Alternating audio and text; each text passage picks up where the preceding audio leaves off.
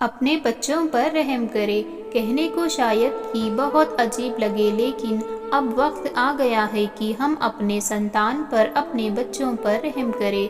मेरे साथ ऑफिस में काम करने वाले रमेश साहब मेरे पास आए और कहने लगे, यार मुझे घर जल्दी जाना है, बस देर से आएगी। अगर तुम्हारे पास समय हो तो क्या तुम मुझे मेरे घर छोड़ दोगे? मैंने हाँ कह दिया।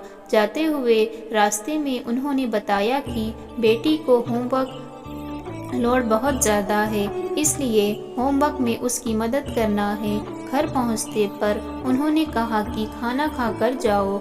मैं मना करता रहा, मगर वो नहीं माने तो मुझे रुकना पड़ा। थोड़ी देर बाद वो फ्रेश होकर अपने बेटी के साथ आए तो मुझे पता चला कि बेटी का सिर्फ स्कूल का होमवर्क ही नहीं, बल्कि बेटी तो स्कूल से 4:30 ही घर आ जाती है। खाना खाकर थोड़ा आराम करने के बाद 5:30 बजे ट्यूशन जाती है। ट्यूशन से घर पर आने तक रात के 8 बज जाते हैं।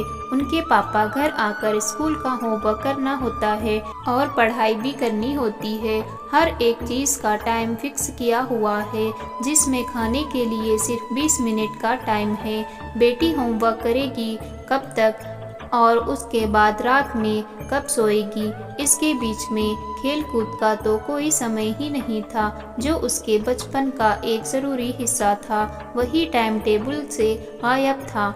डाइनिंग टेबल पर तो कोई तरह के खाने रखे हुए थे, लेकिन जब उस बच्ची के चेहरे को देखता तो हालांकि दिवाले भी नीचे नहीं उतर रहे थे। खाने के दौरान रमेश साहब बड़े गर्व के साथ बता रहे थे, मेरी बेटी आज तक कभी सेकंड नहीं आई, हमेशा फर्स्ट आती है।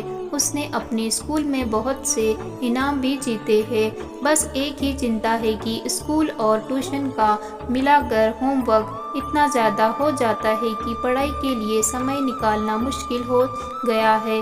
मुझे वो मासूम सी बच्ची बस एक मशीन लग रही थी, जिसके चेहरे से बचपन का भाव कहीं गायब हो गया था, और उस मशीन को कंट्रोल करने वाले लोग आगे बढ़ चढ़कर उसकी विशेषताएं बता रहे थे। घर से निकलते समय मैंने रमेश साहब से पूछा, रमेश साहब इतना होमवर्क है तो क्या आपने इसका कोई समाधान निकाल लिया है?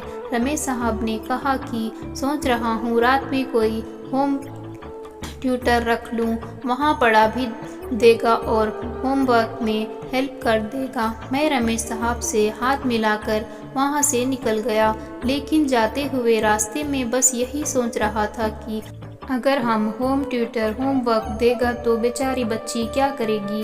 ये सिर्फ हमेशा साहब की बेटी का ही हाल नहीं है, हर बच्चे का यही हाल है। हमारी शिक्षा व्यवस्था ही ऐसी हो गई है। पहले बच्चा पहली कक्षा से स्कूल जाता था, लेकिन अब उस पहली कक्षा से भी पहले 3 कक्षाएं और बन गई है, नर्सरी, LKG और UKG।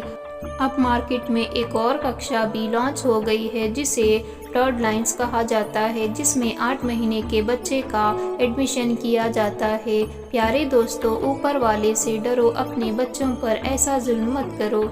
जब मजदूर बच्चों पर जुल्म होता है तो लाखों NGO उसके खिलाफ आवाज़ उठाते हैं, लेकिन शिक्षा के नाम पर जो बच्चों पर जुल्म हो रहा है, इसके खिलाफ कौन आवाज़ उठाएगा?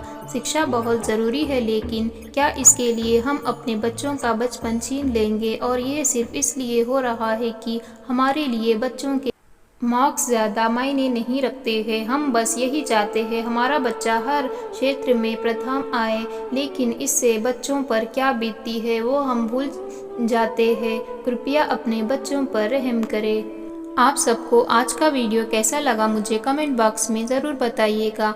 अल्लाह हाफिज़, जय हिंद।